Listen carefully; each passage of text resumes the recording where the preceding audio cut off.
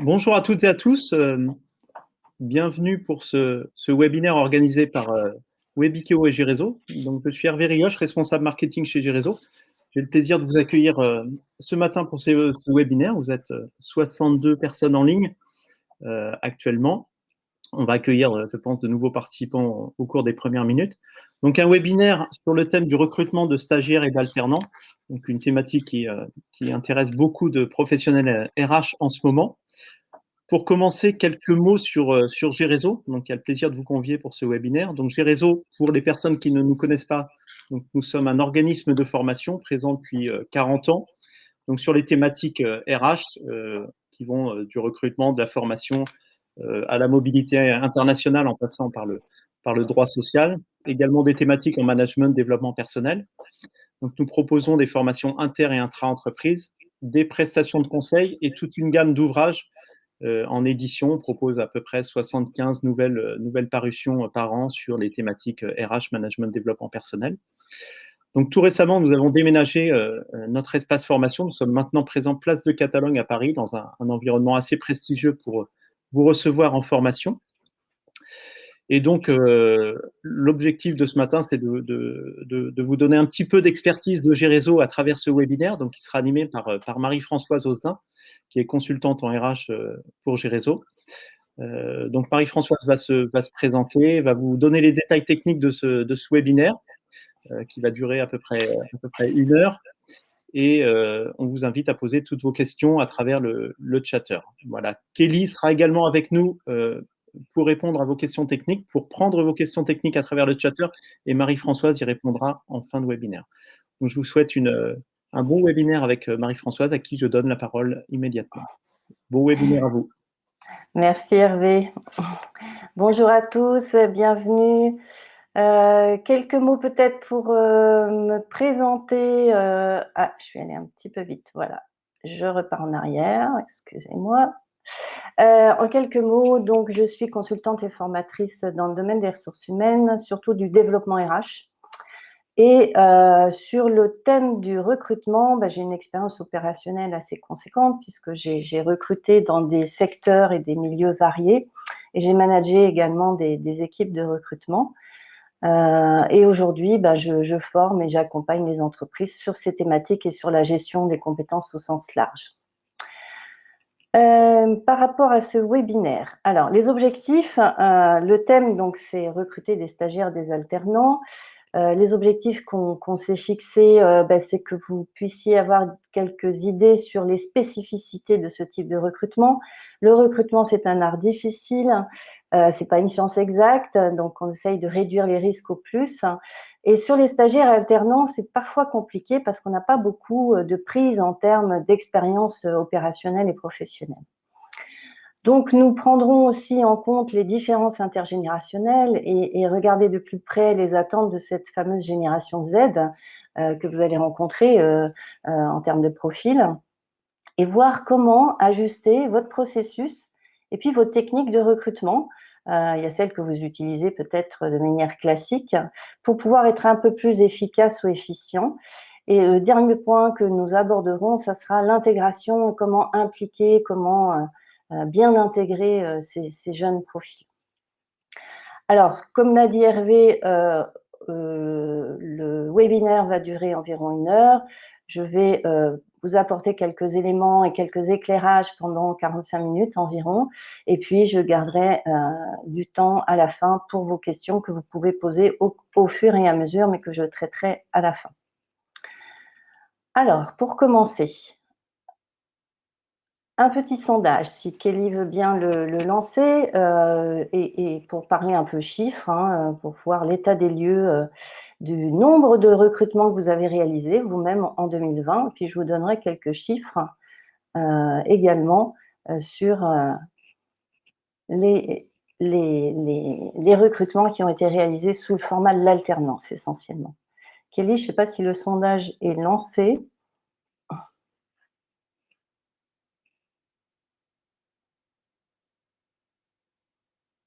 Je ne vois pas le sondage.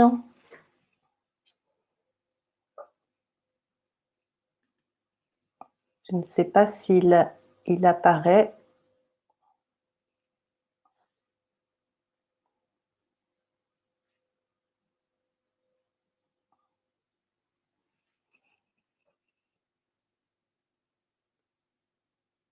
Donc, je laisse un petit temps pour répondre et pour voir vos résultats. Alors, en termes de résultats, la majorité, 74%, a réalisé moins de 10 recrutements. Une petite partie, 14% entre 10 et 50, ce qui est déjà un volume plus conséquent, et 50% et plus, 11%. Donc, majorité, c'est quand même des volumes de moins de 10, ce qui n'empêche que ça représente des spécificités également. Alors, sur les chiffres nationaux, j'ai été regarder la source étant le ministère du Travail.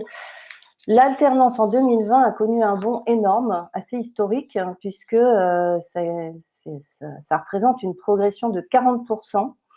Il y a eu presque 500 000 contrats signés. Voilà, donc, et la majorité concerne des entreprises. Alors, je ne sais pas quelle est votre taille d'entreprise, vous vous retrouverez dans ces catégories, mais 66% des contrats concernent des petites entreprises, TPE, PME, puisque moins de 50 salariés. Alors, vous avez le top 5 des recruteurs en termes de secteur d'activité. On voit en tête le commerce de détail, le BTP qui, de manière historique, est toujours très concerné par l'alternance, l'industrie alimentaire. En termes de diplôme, qu'est-ce qui est le plus représenté? C'est assez réparti, mais avec quand même un quart qui est consacré au CAP BEP. Mais il y a aussi plus de 20% sur des bacs plus 2, 18% sur des bacs plus 5 et plus. Voilà quelques éléments pour repérer un peu les chiffres de l'alternance et cette évolution très forte qui pourrait sembler étonnante compte tenu du Covid. Mais finalement, les entreprises ont été boostées. Et puis, il y a eu aussi un élément, c'est qu'il y a eu un plan mis en place par le gouvernement avec des aides. Le plan Un jeune, une solution qui a permis de booster aussi largement les chiffres. Alors, au-delà des chiffres, je voulais commencer par repréciser finalement, je pense que vous en êtes convaincus si vous êtes là sur ce webinaire, mais l'intérêt de recruter des alternants ou des stagiaires, évidemment, on est vraiment dans du win-win. C'est à la fois intéressant pour l'entreprise par rapport à ses enjeux de performance ou bien d'emploi en tension, voilà. Et c'est intéressant pour le jeune parce que ça lui permet d'obtenir une expérience, d'avoir une meilleure employabilité et puis de découvrir ce monde de l'entreprise avec le partenaire qui est l'école ou le CFA, qui a un rôle important à jouer. Alors, au niveau de l'entreprise, il y a différents acteurs. On verra comment organiser ça et comment se coordonner pour être efficace, à la fois dans la partie recrutement, sélection, présélection et dans la partie implication et surtout onboarding, intégration. Alors, ces jeunes, ils s'inscrivent dans un certain type de génération. Donc, vous connaissez les fameuses différences intergénérationnelles, générations qui correspondent à des âges, à des tranches d'âge qui n'ont pas vécu les mêmes choses sur le plan social et sur le plan économique, donc avec nos fameuses générations baby boomers, génération X, Y et Z. Alors, intéressons-nous à cette génération Z qui va s'intégrer finalement dans une entreprise où elle va retrouver toutes ces générations. D'ailleurs, c'est ce qui est bien compliqué à gérer dans les différentes structures parce que on parle d'ailleurs, il y a beaucoup de formations sur ce sujet, sur le management intergénérationnel parce que c'est parfois compliqué. Alors, regardons de près cette génération Z. Pour voir un peu ses caractéristiques. Alors, le Z, souvent, ça inspire Z comme zapper ou zapette, comme on m'a dit il n'y a pas longtemps. Zapper, ça veut dire un grand besoin de variété. Ça va être une caractéristique forte, de renouvellement. Le fait que ces générations se lassent assez vite, mais en même temps, ils ont plein d'atouts en termes de soft skills. Je vais reparler des soft skills et les clarifier, parce qu'ils sont ultra connectés. Ils ont connu toute cette révolution technologique, enfin surtout numérique, qui se passe depuis quelques années et qui continue à se passer. En termes de caractéristiques aussi, à part le côté zapping, variété, Ils peuvent s'impliquer fortement parce qu'ils aiment apprendre et parce qu'ils sont en recherche de sens. C'est-à-dire tout ce qui est grande cause humanitaire, c'est important pour eux. Ils sont aussi sensibles, alors on le sait, aux avantages que peut proposer l'entreprise, à un équilibre de vie professionnelle et personnelle, mais ils sont capables de s'investir et de voir même ne pas compter leur temps si les projets sont innovants et leur permettent d'apprendre des choses. Voilà.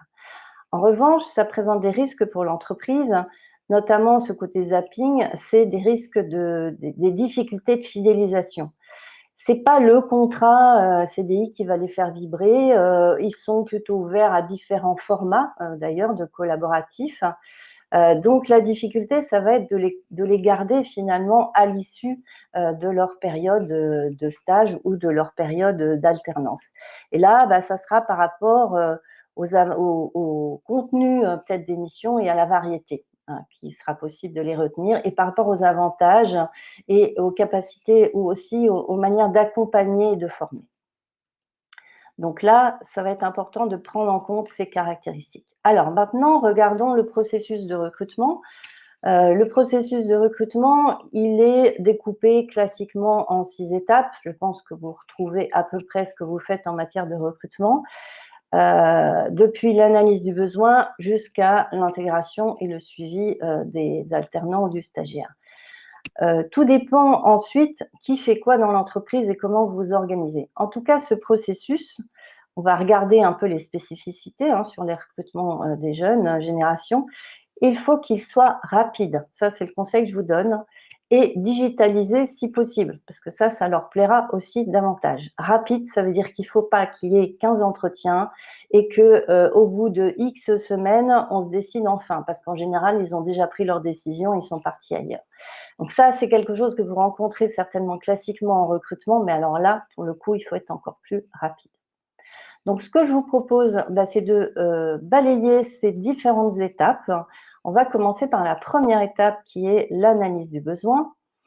L'analyse du besoin, c'est définir quel est le profil que vous recherchez. Alors, par expérience du recrutement, quand on se plante sur un recrutement, et ça arrive malheureusement, ça peut être une erreur de casting, on a mal évalué ou jaugé ce candidat, mais souvent c'est parce qu'on n'est pas très au clair sur ce que l'on va confier à faire et sur le besoin réel et sur ce que l'on recherche. Donc si on ne sait pas ce qu'on cherche, on ne risque pas de le trouver. Donc première chose avec le manager et le tuteur, c'est de vraiment aller investiguer le contenu des missions et l'environnement de ces missions, c'est-à-dire dans quel service, comment ça se passe, quelles sont les particularités, et bien définir en termes de profil, du coup, par rapport à des critères que vont être le niveau de formation, éventuellement un petit peu d'expérience, mais surtout les compétences qui sont attendues. Et ce n'est pas parce que c'est un stagiaire ou c'est un alternant qu'il ne faut pas définir les compétences que vous attendez, bien au contraire. Par contre, ces compétences, donc je vais les expliciter, ça ne va pas être forcément ce qu'on appelle les hard skills, c'est-à-dire des connaissances ou des savoir-faire. Étant donné que vous allez chercher plutôt des jeunes talents qui sont en devenir et vous allez plutôt chercher des potentiels, ce ne sont pas des gens qui sont pleins de connaissances et d'expérience et de savoir-faire. En revanche, ils sont en train de les acquérir. Il va falloir les aider à les acquérir de par leur formation sur les savoirs et de par l'expérience et les missions que vous allez leur proposer sur les savoir-faire. Là où il va falloir aller regarder et bien définir ce que vous attendez, ce sont les fameux savoir-être. Alors les savoir-être, on pourrait les traduire en comportement attendu. Qu'est-ce qu'on attend en matière de comportement ? Et même s'ils sont en devenir, il va falloir qu'ils apprennent les comportements à adopter en entreprise, parce que ce n'est pas toujours si évident que ça. Quel comportement on peut attendre? Alors, par exemple, l'adaptation. Je pense que l'adaptation, c'est un comportement qu'on attend, s'adapter à une équipe, s'adapter à un manager, à une hiérarchie, à un environnement. Ça peut être la prise d'initiative, ça peut être l'esprit d'équipe, savoir travailler avec les autres, ça va être très important. Voilà, à vous de lister ce qui semble très nécessaire et important avec le manager et le tuteur. Et puis dans les soft skills, souvent on pense comportement, mais il n'y a pas que le comportement, il y a aussi ce qu'on appelle les compétences cognitives. Alors les compétences cognitives, ce sont un peu les modes de raisonnement intellectuel, c'est-à-dire on est plus sur le registre des aptitudes intellectuelles ou des formes d'intelligence. Par exemple, peut-être savoir analyser des informations, des situations, être capable de faire des synthèses, savoir prendre du recul, savoir prendre des décisions ou élaborer un plan d'action si on demande ce niveau-là, savoir mémoriser des informations. Vous voyez, toute cette partie cognitive, ben, finalement, elle a aussi sa place et elle est importante à définir avec le manager. Alors ça, c'est la partie soft skills sur laquelle on va beaucoup regarder et qu'on va analyser en entretien. Et puis, il y a cette notion qui est un peu plus récente, qu'on appelle les math skills. Alors, qu'est-ce que ça veut dire? En anglais, ce sont les compétences folles. D'ailleurs, soft skills, c'est les compétences douces et hard skills, compétences dures. Math skills, alors ça vient tout droit en direct de la Silicon Valley et ça vient des États-Unis. On pourrait parler de compétences un petit peu plus rares ou compétences un peu plus folles, c'est-à-dire qui sont représentatives peut-être de hobbies, de centres d'intérêt, de réalisations un petit peu originales. On va parler de compétences originales. Imaginons un jeune qui a vécu une expérience à l'étranger. Ça lui est certainement permis de développer de l'adaptation. Voilà, ça peut être aussi quelqu'un qui a une passion, je sais pas, la musique, qui crée ses musiques lui-même. Bah, peut-être ça lui a permis de développer des capacités créatives. Voilà ce qu'on appelle les math skills. Donc c'est intéressant aussi d'aller les explorer. Alors, parmi les soft skills les plus recherchés, pour revenir sur les soft skills, je vous ai mis ce que Cadre Emploi propose comme compétences importantes ou essentielles. Ce qu'on peut retenir dans tout ça, c'est l'adaptation, hein, que j'ai déjà citée, mais qui est importante, l'autonomie, qui est une compétence souvent attendue aussi. Tout ce qui est flexibilité intellectuelle, hein, avec la résolution des problèmes complexes, la flexibilité au sens large du terme. On peut parler aussi d'intelligence émotionnelle, c'est-à-dire la capacité à gérer son stress, à gérer ses émotions et à réagir, hein, face à des situations. Et puis ce qui va être important, c'est tout ce qui est esprit d'équipe, mode projet, hein. Ça va être important à définir et à les repérer chez les jeunes. Concernant toujours l'analyse du besoin, je vais clore sur le sujet, sur l'analyse du besoin. Un petit outil que j'utilise, qui est simple finalement, c'est un tableau où on va déterminer les critères avec le manager et le tuteur, définir ce qui nous semble prioritaire et ce qui nous semble secondaire. Le prioritaire étant le prérequis, le secondaire étant un plus. Donc là, dans l'exemple que j'ai mis, en bleu, j'ai mis des compétences qui sont plutôt des hard skills, qui peuvent être attendues si on attend, imaginons qu'on recrute quelqu'un pour préparer un bac +3 ou +5 en la finance ou contrôle de gestion. Et puis, en vert, je vous ai mis les soft skills qui correspondent plutôt aux capacités, aux compétences comportementales et cognitives. Voilà un exemple d'outil qui peut être intéressant de pré-remplir pour être au clair sur le profil attendu. Je vais passer maintenant à la deuxième étape qui est le sourcing, puisque une fois qu'on a défini le besoin, on va chercher à savoir, à recruter et à trouver des candidats. Alors, un deuxième sondage que je vais laisser lancer par Kelly. Quels sont les sourcings que vous utilisez en général pour recruter vos stagiaires ou alternants? Je vous ai proposé 5 solutions. Alors 4 qui sont bien identifiées, une cinquième pouvant être un autre moyen. Donc soit école ou CFA, qui est souvent un moyen qu'on utilise pas mal pour sourcer. Les salons, hein, les salons qui sont dédiés aux rencontres avec des étudiants, salons professionnels, les réseaux sociaux, les job boards ou autres moyens. Voilà, je pense que tout le monde a certainement eu le temps de répondre. Donc on va peut-être afficher les réponses. Ok. Alors, oui, majorité école au CFA, hein, qui est le fournisseur le plus automatique. Les salons, très peu, les réseaux sociaux, un tout petit peu, et les job boards. Je vois donc majorité école CFA, job boards. Alors, regardons effectivement ensemble quelle est la palette finalement des sourcings possibles. Alors, vous avez cité les écoles, bien entendu, premier réflexe. Tout ce qui est salon, alors en ce moment, c'est plutôt des salons virtuels, mais pourquoi pas, hein, ça peut être intéressant, ou faire des portes ouvertes aussi. Ce que les jeunes apprécient le plus, c'est tout ce qui leur permet de chercher avec leur smartphone. Il faut penser à ça, ils sont hyper connectés, donc il faut des réseaux sociaux ou des job boards qui ont des applications, parce que ça va être le moyen le plus facile pour eux. Donc réseaux sociaux à fond, hein, comme Facebook, LinkedIn ou autres. Les sites web, c'est-à-dire le site web de votre entreprise peut être aussi un moyen intéressant parce que bien souvent, le moyen classique, c'est l'annonce papier, mais tout ce qui est annonce vidéo a encore plus d'impact. Donc, si vous si vous orchestrez vos annonces sous format vidéo, vous allez passer beaucoup plus de messages, ça sera beaucoup plus vivant. Vous pouvez inclure des témoignages de jeunes ou d'alternants que vous avez déjà recrutés chez vous, et ça parle. Alors, je vous ai mis en termes de sourcing plein de choses qui sont, alors il y en a qui sont classiques, il y en a qui sont spécifiques plutôt pour les jeunes, comme les missions locales, qu'il ne faut pas oublier, puisqu'ils s'occupent de jeunes de moins de 26 ans. Tout ce qui est Indeed, l'étudiant, Wild Community, stage.fr, voilà, et il y en a un certain nombre qui sont un peu plus spécifiques, centrés sur l'alternance.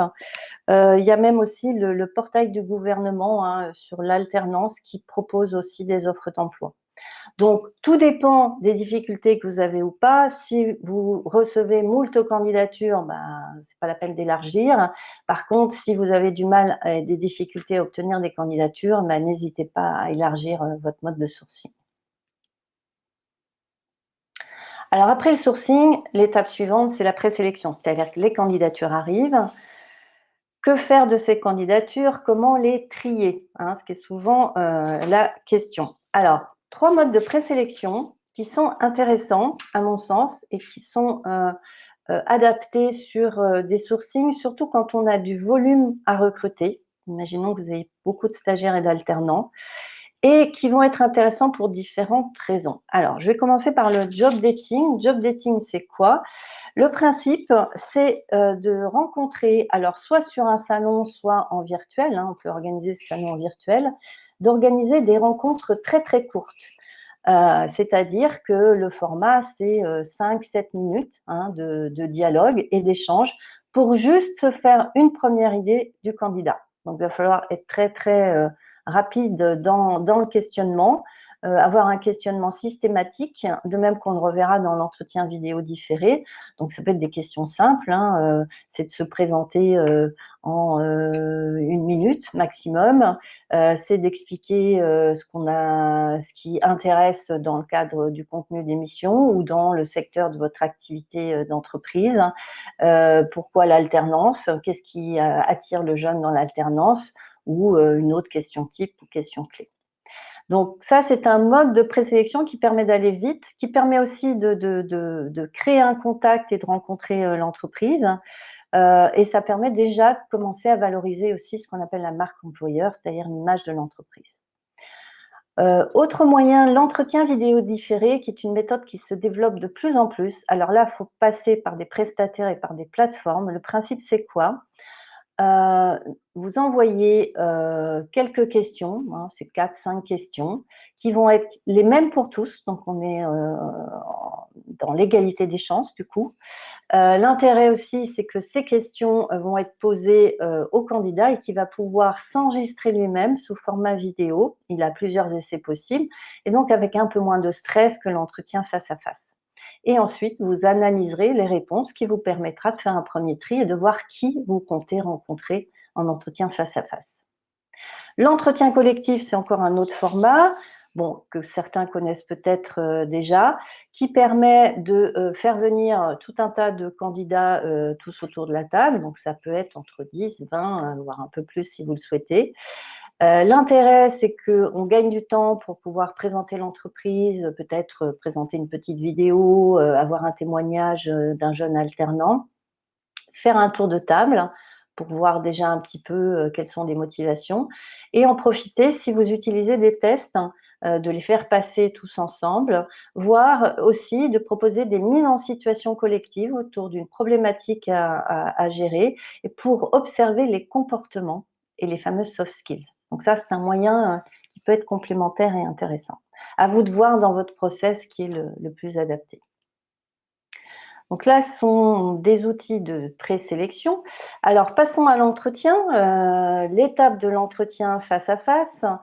Alors, l'entretien face à face par rapport à cette typologie, à ces profils-là, là, on n'aura pas d'expérience professionnelle conséquente. Par contre, ce que je vous invite à faire, c'est d'aller explorer le parcours de formation.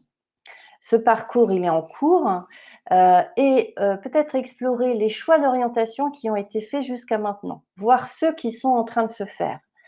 Ça, très intéressant d'aller voir quelle est la logique déjà de ce parcours. Pourquoi choisir la comptabilité, la finance, le commerce, l'informatique, voilà. Explorer aussi à fond tous les stages, jobs d'été, ça peut être aussi déjà des alternances réalisées si vous recrutez à des niveaux master, parce que ça s'apparente à des expériences. Donc, on va aborder de la même manière sur faire parler de ses expériences, demander des éléments factuels, demander ce que la personne a fait, ce qu'elle a aimé, pas aimé, ce qu'elle en a retiré.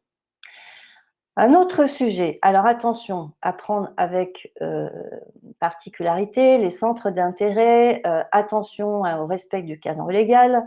Tout ce qui est en dehors normalement de la partie professionnelle n'est pas à explorer. Bon, souvent, les jeunes le mettent sur les CV. Dans ce cas-là, demandez l'autorisation au jeune d'en parler, demandez-lui s'il est OK et allez regarder quel est le lien, surtout aller chercher des compétences. Parce que ces compétences peuvent avoir un rapport avec le profil que vous recherchez, notamment avec les soft skills. Un autre sujet très intéressant à aborder, c'est sa recherche d'emploi ou de stage. Ça, c'est intéressant parce que finalement, il est face à une mission, un projet qui est son projet. Comment s'y prend-il? Est-ce qu'il a une stratégie? Est-ce qu'il met de l'énergie dans cette recherche ou est-ce qu'il attend un petit peu que ça tombe tout seul du ciel? Est-ce qu'il se fait aider? Est-ce qu'il est autonome? Voilà. Et du coup, ça permet de déduire déjà tout un tas de compétences aussi autour de ça et de motivation aussi derrière. Et autre sujet, ça va être de lui demander comment il se projette dans son futur professionnel. Alors, faut pas lui demander à 5-10 ans parce qu'il n'en a aucune idée, que ça lui semble très, très, très loin. Par contre, sur comment il envisage la suite de son alternance ou de son stage, ça représente son projet professionnel qui va être plutôt à court terme. Quel est le métier qui l'attire? Qu'est-ce qu'il envisage de faire? Est-ce qu'il a déjà les idées claires là-dessus? Voire un petit peu plus au-delà. Donc, vous voyez que toutes ces thématiques-là, remplissent bien l'entretien et ça me permet derrière d'aller chercher des choses. Évidemment, quand on pose des questions, c'est qu'on cherche des points à valider, notamment les fameuses soft skills ou hard skills ou math skills. Quels sont ces leviers de motivation? C'est-à-dire qu'à travers tous les choix qu'il a faits ou les expériences, les mini-expériences qui ont été vécues, eh bien, quel intérêt ça présentait pour lui derrière? Donc on va pouvoir regarder, si, ses motivations, quand je parle levier de motivation, c'est les leviers personnels. C'est-à-dire, est-ce que sa motivation, c'est plutôt d'apprendre des choses? Est-ce que c'est plutôt, le contenu du travail? Est-ce que c'est plutôt travailler en groupe, en mode projet? Est-ce que c'est plutôt de gagner de l'argent? Voilà, ça, c'est des leviers de motivation personnelle. Après, bien évidemment, on pose la question classique, sur pourquoi notre entreprise, qu'est-ce qui vous intéresse, et cetera. Et pourquoi l'intérêt du poste aussi. Ce qui va être à valider également, c'est le potentiel, c'est-à-dire le devenir. Il va falloir projeter ce jeune dans un environnement d'entreprise qu'il ne connaît pas encore et se décider sur un entretien assez court finalement. Donc, il va falloir regarder beaucoup les soft skills sur le plan des compétences cognitives, parce que c'est ça qui vous aidera à avoir des repères sur est-ce qu'il est capable d'apprendre et d'apprendre rapidement, est-ce qu'il est capable de mémoriser les choses, est-ce qu'il est capable de s'adapter vite, est-ce qu'il pose des questions. Voilà, c'est ça qu'on va regarder hein, sur toute la partie apprentissage. Pour ça, si vous fonctionnez avec des écoles ou CFA, eux-mêmes font parfois passer des tests hein, sur cette partie cognitive pour voir leurs aptitudes. Donc, vérifiez ça avec l'école pour voir s'ils ont une préqualification dans ce sens-là. Ce qui va être aussi important, c'est de regarder, souvent c'est assez évident d'ailleurs dans le discours du jeune, c'est sur quelles valeurs il s'appuie.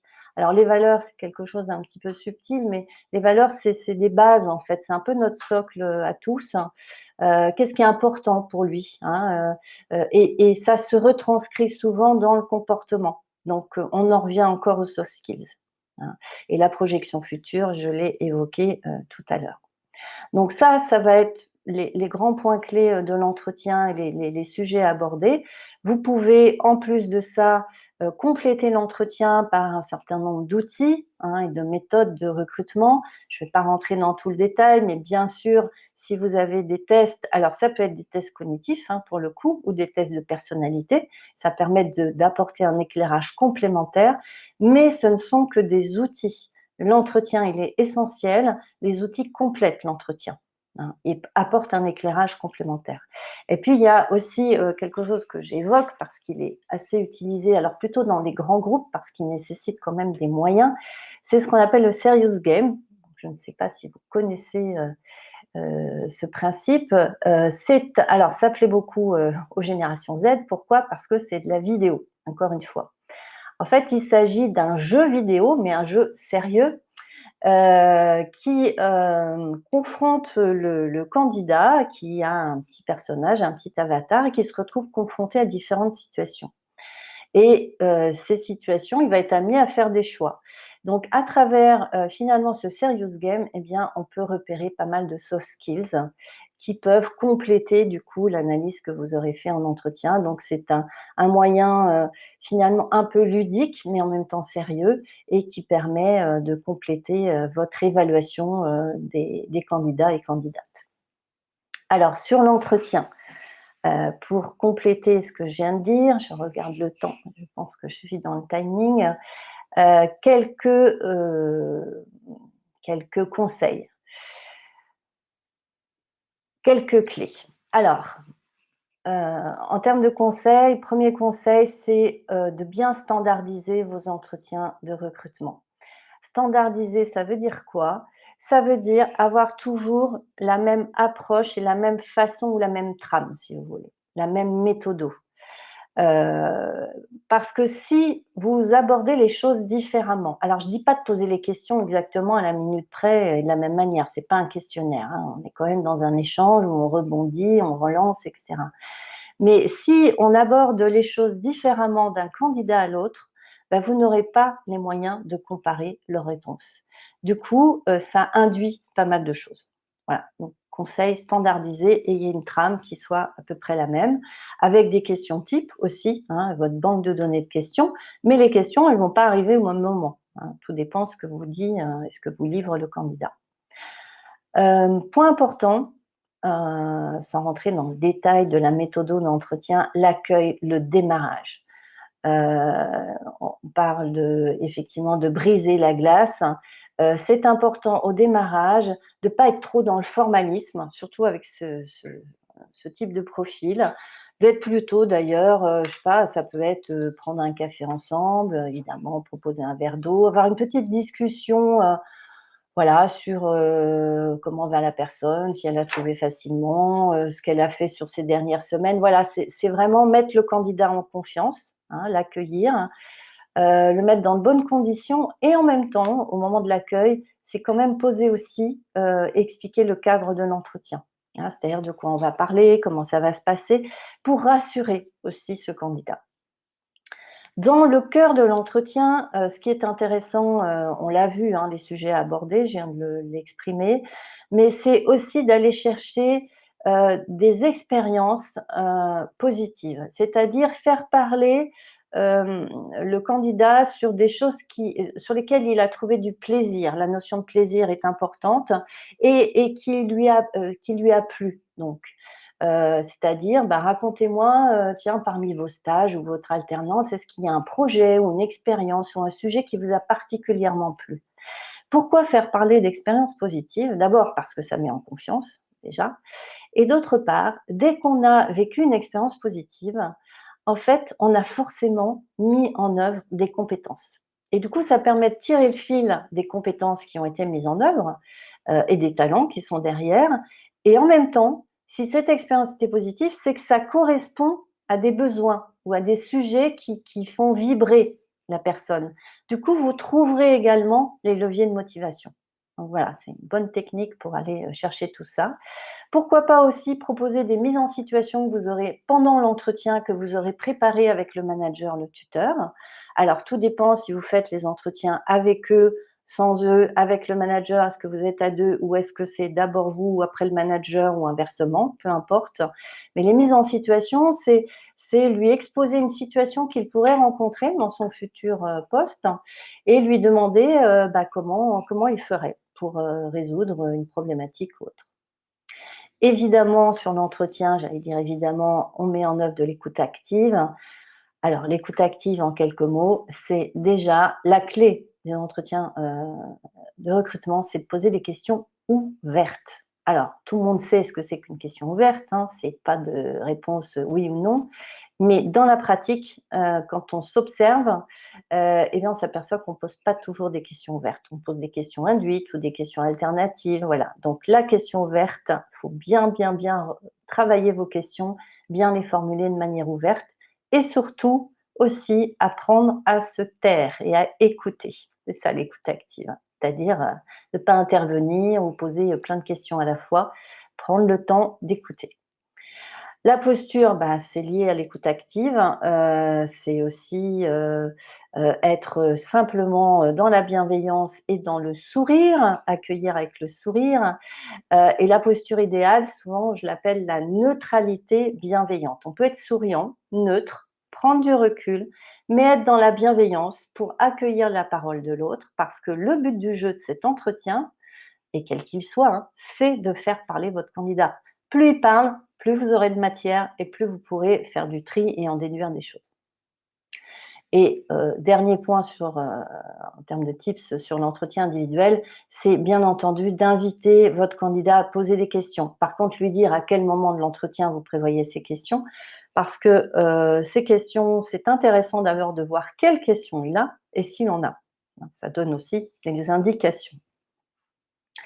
Alors pour clore sur la partie entretien, une technique qui peut être bien connue des recruteurs ou pas, en tout cas je vous la livre, c'est la méthode STAR. La méthode STAR est une technique très intéressante qui marche très bien, je vous l'assure, pour aller chercher des soft skills. Si le candidat ne vous dit pas spontanément tout ce que vous attendez en matière de soft skills, eh ben vous pouvez aller les chercher avec cette méthode. Je vous ai mis un exemple. Imaginons que vous souhaitez vérifier la capacité à s'adapter à des situations. Dans la méthode STAR, en fait, on va faire un questionnement en 4 étapes. Première étape, la situation. Racontez-moi une situation. Et on va souvent chercher des situations un peu complexes, hein, un peu plus difficiles. Racontez-moi une situation compliquée ou complexe ou difficile dans laquelle vous avez dû vous adapter très rapidement. Alors, c'était avec qui, c'était où, etc. On peut reposer quelques questions pour bien planter le décor. Deuxième étape, T pour tâche. C'est-à-dire quelles étaient vos tâches ou quelles étaient vos missions dans cette situation? Quel était votre rôle finalement? Ok. Troisième étape, compte tenu de cette problématique qui était de vous adapter rapidement avec les missions que vous aviez à faire, comment avez-vous fait pour vous adapter rapidement? Comment vous avez agi? Quelle a été votre stratégie? Quelle a été votre approche? Et le dernier, il ne faut pas l'oublier parce que c'est très important dans le questionnement, c'est R pour résultat. Qu'est-ce que ça a donné? Et finalement, qu'est-ce que vous avez obtenu? Et on pourrait aussi parler de quel retour avez-vous d'expérience sur cette expérience? Qu'est-ce que vous en avez pensé? Qu'est-ce que ça vous a appris? Voilà, donc cette méthode, il faut s'entraîner parce qu'elle n'est pas naturelle du tout, hein. Il y a 2 jours, j'ai animé un stage sur le sujet et c'était parfois un petit peu compliqué pour les stagiaires, mais finalement, en s'entraînant, on comprend bien et on mémorise bien ces 4 étapes et ça aide beaucoup.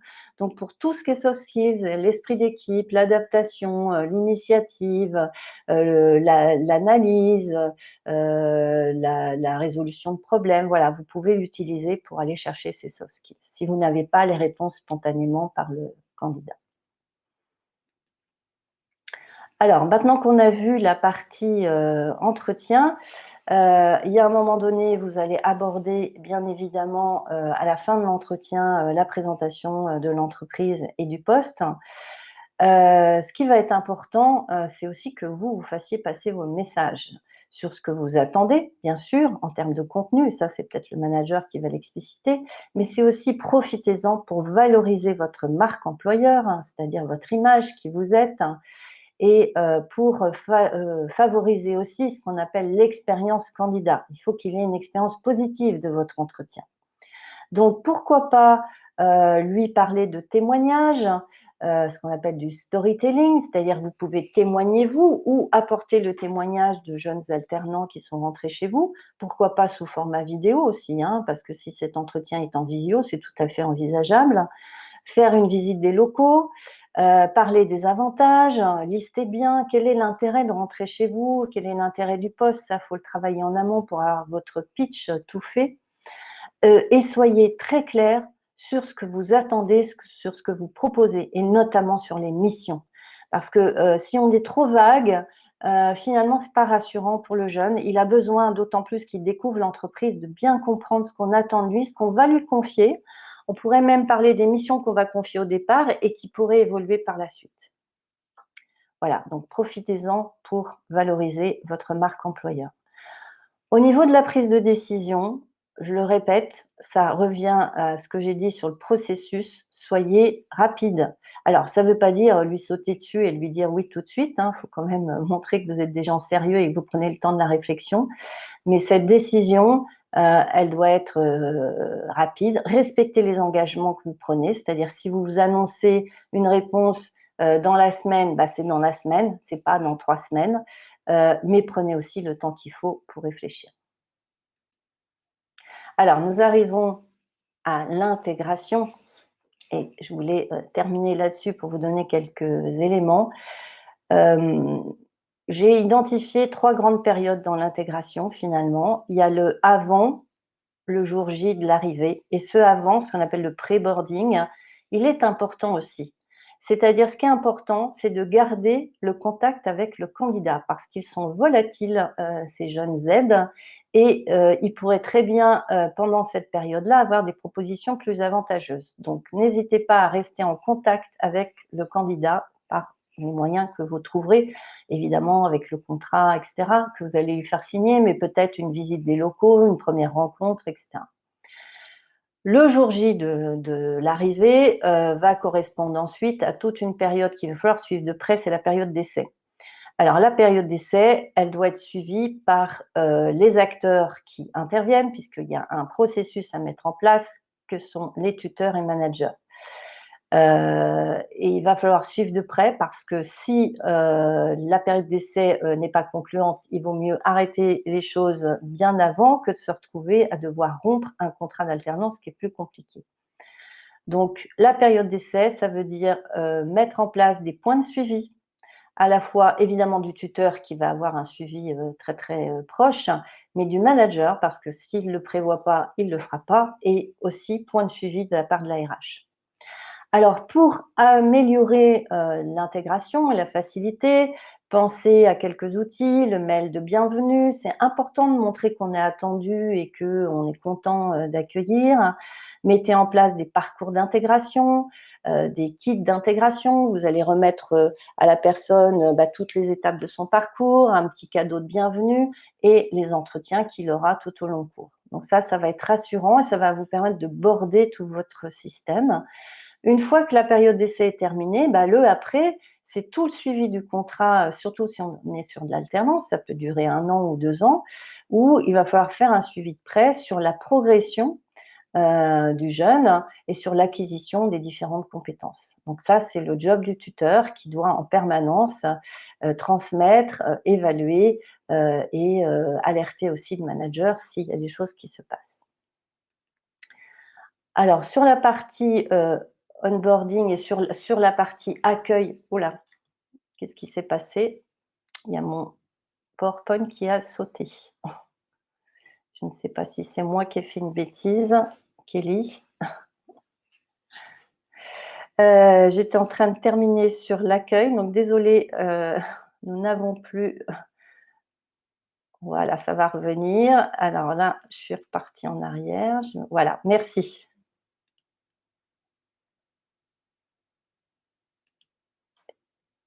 Voilà, j'en étais là. Alors, au niveau de l'accueil, quelques éléments, quelques conseils sur le démarrage, du contrat ou du stage. Bien évidemment, présenter et se présenter, au niveau, des équipes, du manager, du tuteur. Il faut bien c'est pas parce qu'on l'a vu en entretien d'embauche que tout est explicite. Donc bien la former sur le contenu du job, sur le parcours, sur ce qu'on attend de lui. Et notamment, comme c'est un jeune en devenir, fixer un cadre et expliquer ses droits et ses devoirs. Ça semble peut-être un peu fort, mais en même temps, c'est ça qui va l'aider, qui va le guider et qui permet d'éviter et d'anticiper les problèmes. Donc, je vais vous montrer d'ailleurs un exemple de droits et de devoirs. Évidemment, dans les missions qui sont proposées, il faut penser variété, challenge, parce que ça, c'est important pour garder la motivation. Il faut aussi favoriser l'autonomie, le travail en équipe, le travail en mode projet, ça plaît beaucoup, et être toujours en proximité et penser aux points suivis réguliers, comme je l'ai dit tout à l'heure. Sur les droits de devoir, je vous ai mis un exemple. Bon, je ne veux pas tout lire en détail, mais vous pourrez regarder puisque vous aurez la possibilité de télécharger toute cette présentation à l'issue du webinaire. C'est intéressant de lui dire, voilà, tu as le droit d'être curieux, mais en même temps, moi, ce que j'attends, c'est que tu cherches des informations de toi-même quand je te confie une mission à faire. Tu as le droit de prendre des initiatives, mais par contre, je te demande de respecter le cadre et les process qui sont établis. Tu as le droit à l'erreur, mais par contre, il faut que tu apprennes de chacune des erreurs, parce que si tu refais plusieurs fois la même erreur, il y a un problème. Attention, alors je vais direct aux réseaux sociaux, puisque les jeunes sont hyper connectés et racontent beaucoup leur vie sur les réseaux sociaux. Il n'y a pas que les jeunes d'ailleurs, parfois. Attention à leur dire de bien respecter la confidentialité des données s'ils ont accès à des choses un petit peu sensibles. Et dernier point, très très pratico-pratique, ils ont droit parfois à être absents ou à prendre des congés. Par contre, il faut qu'ils appliquent le process, informer leur manager et respecter les délais de prévenance pour les congés. Voilà, quelques conseils sur l'encadrement et le démarrage pour que ça se passe bien pour tout le monde, pour le stagiaire, l'alternant et vous-même. Je termine, il nous restera 10 minutes. Je termine par une situation qui me plaît bien parce que je trouve que ça résume le management des ressources humaines. C'est de bien prendre, si vous prenez bien soin de vos employés et de vos collaborateurs, ils prendront bien soin aussi de votre entreprise. Donc, c'est quelque chose qui me plaît bien. Et quelques éléments d'information que vous trouverez après, c'est que sur cette thématique, nous proposons, G-Réseau propose un certain nombre de stages qui vous sont rappelés sur le slide suivant. Mais pour l'instant, je suis tout à vos questions si vous en avez. Tout au long, donc j'attends que Kelly me fasse part des questions, s'il y en a, pour y répondre.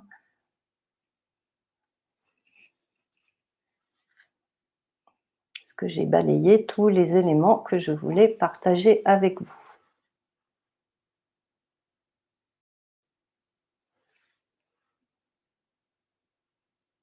Alors, pour l'instant, je ne vois pas de questions spécifiques.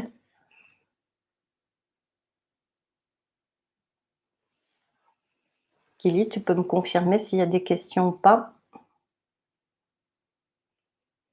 sur la thématique que nous venons de voir? Bonjour à tous, c'est Kelly de Gérézo. Je ne sais pas si vous m'entendez tous. Nous avons effectivement une question de Patricia qui vous demandait, Marie-Françoise, pouvez-vous donner des exemples de questions à poser qui seraient considérées comme hors cadre légal alors que les éléments sont inscrits dans le CV? Alors, il y en a pas mal des questions. Alors là, ça renvoie à la non-discrimination. Il y a 24 critères de discriminants qui sont proscrits par la loi. Je vais en citer quelques questions simples. C'est où habitez-vous? Combien de temps mettez-vous pour venir? Ça, c'est proscrit. Je sais bien que c'est compliqué d'entendre ça, surtout pour les managers, mais on ne peut pas prendre une décision et écarter un candidat parce qu'il habite trop loin. Voilà. Quelles questions? Bien sûr, des questions sur sa vie, sa situation familiale, hein, sur ce que font, alors là, je vais vous parler des jeunes générations, ce que font ses parents, ce que font ses frères et sœurs, et cetera. Tout ce qui est d'ordre personnel finalement, sur son état de santé, sur sa nationalité, bien entendu, ou ses origines. Voilà, ce sont les questions proscrites. En revanche, toutes les questions qu'on va poser, c'est sur son parcours de formation, ses stages, son expérience, ce genre de choses. Voilà, je ne sais pas si ça répond à la question. Et en tout cas, je vous invite à regarder les différents critères proscrits par la loi parce que vous retrouvez les questions qui s'y rattachent. Est-ce qu'il y a d'autres questions, Kelly? Oui, nous avons une seconde question de Floriane qui nous demande, en entretien avec un jeune qui parle très peu, avez-vous des techniques miracles, entre guillemets, pour développer sa parole?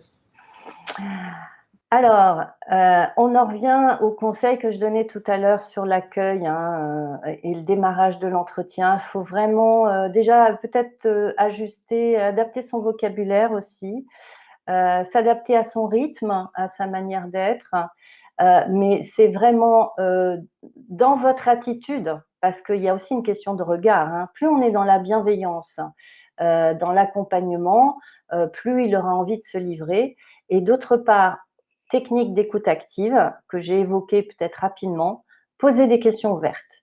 Si vous posez des questions ouvertes, le jeune va devoir un petit peu expliciter ses questions, ses réponses, pardon.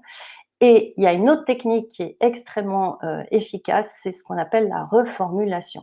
Alors tout le monde la connaît, mais finalement, on la connaît de nom, mais on ne l'utilise pas toujours, hein, à bon escient, voire pas toujours tout court.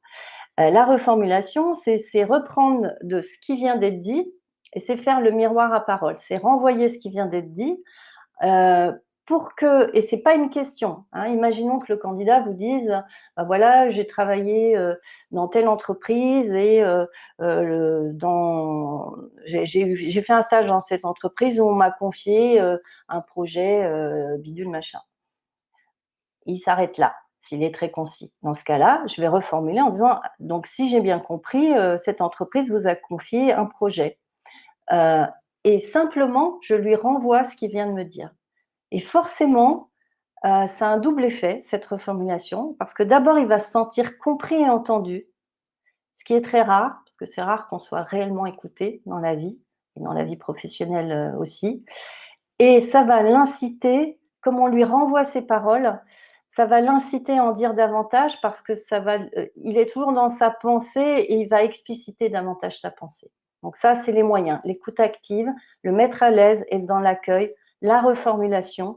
Et puis parfois, pourquoi pas faire ce qu'on appelle de la métacommunication, c'est lui dire, bah tiens, c'est mettre des mots sur ce qui est en train de se passer et de lui dire, alors pas pour le mettre mal à l'aise, mais en lui disant, bah tiens, je vois que vous êtes un petit peu anxieux, vous avez un petit peu du mal à répondre, et du coup, parfois, rien que le fait de mettre des mots là-dessus, là, ça détend l'atmosphère et ça aide le candidat à se mettre dans l'exercice. Voilà, sur les explications sur le sujet. Est-ce qu'il y a d'autres questions, Kelly? Merci Marie-Françoise. Effectivement, nous avons d'autres questions. Comme le soulignait Philippe, ce webinaire était plutôt orienté génération Z. Et finalement, il se demandait, est-ce que les process de sourcing ou de recrutement variaient beaucoup avec les autres générations, enfin, pour les autres générations? Oui, effectivement, il y a les contrats de professionnalisation qui permettent d'élargir. C'est vrai que je me suis beaucoup centrée sur les spécificités de ces générations. Dans le sourcing que je vous ai indiqué tout à l'heure, il y a beaucoup de choses qui s'appliquent, hein, à d'autres générations, hein, voilà, tous les job boards, que vous connaissez, l'école aussi, hein, finalement, quoi qu'il en soit. Alors évidemment, quelqu'un qui, à la trentaine va peut-être pas forcément ou voire plus, s'il prépare un contrat de professionnalisation, va peut-être pas aller sur le site de l'étudiant, mais tous les job boards classiques vont marcher, hein. Il y a pas de souci. Là, j'ai fait un focus sur certains, mais par exemple, ça sera pas les missions locales, ça c'est sûr, qui vont, permettre d'orienter, sur les annonces que vous allez proposer. Est-ce que tu as d'autres questions, Kelly? Oui, il y en a une autre, une de Sabine, qui remarque que le manager oublie souvent que l'alternant est en apprentissage C'est vrai, et il a tendance à considérer que le jeune peut tout faire comme les autres salariés, alors que complètement. c'est un apprentissage. Et donc, elle se demandait quelle astuce on pourrait donner au manager pour s'adapter à ces jeunes en devenir professionnels. Mmh mh. Alors, c'est une très bonne remarque, je l'ai pas précisé, il y a beaucoup de choses à dire, mais ça, c'est important dès le démarrage et c'est dans l'étape de l'analyse du besoin, de bien caler les choses avec le manager. Ça n'est pas quelqu'un d'opérationnel immédiatement, c'est pas de la main-d'œuvre pas chère. Alors, je sais bien que ça s'apparente un petit peu à ça par moment. Ce sont des jeunes en devenir, donc c'est aussi la responsabilité de l'entreprise que d'accompagner et de faire grandir ce jeune. Du coup, très important justement de lui faire en lui faisant clarifier les missions qu'il va lui proposer, c'est vous en tant que RH, puisque là je m'adresse, plutôt au RH du coup, qui, allez, bien, analyser si ces missions sont déjà complexes et impossibles à faire pour un jeune qui arrive sur ce niveau d'études. Donc il va falloir sans arrêt lui dire: «Est-ce que ces missions correspondent bien au niveau d'études où on recrute? Ou est-ce que c'est pas à terme que vous souhaitez, que le jeune puisse, ou que l'alternant puisse remplir ces missions?» Du coup, on pourrait imaginer d'ailleurs 2 fiches de mission ou fiches de poste. Les missions immédiates, vraiment de démarrage, qui vont être un petit peu plus simples au départ, et à terme, vers quoi vous souhaitez aller? Qu'est-ce qui devrait être pris en charge de manière autonome? Ça permet finalement d'avoir ces 2 niveaux-là et de montrer aussi, à l'alternant la progression envisageable. Donc voilà, je ne sais pas si ça répond à la question de Sabine.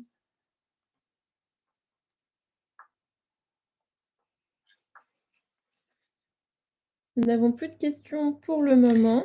Il nous reste 2 minutes. Voilà, si vous souhaitez si vous avez encore des interrogations, c'est le moment. OK. Effectivement, je regarde le chat et merci pour vos retours.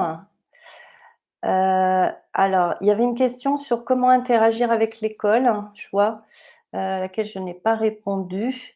L'école va avoir un rôle important, au niveau de la présélection. Donc faut voir quelles sont ses méthodes, hein, là-dessus et puis ensuite, il y a des points de rencontre, hein, à organiser avec le tuteur ou le manager. Ça, c'est dans votre process à caler, parce qu'il y a parfois des différences de comportement entre l'école et l'attitude en entreprise. Donc le but du jeu, c'est de prendre connaissance de ces infos-là et d'avoir un contact à l'école, qui joue bien son rôle, là-dessus.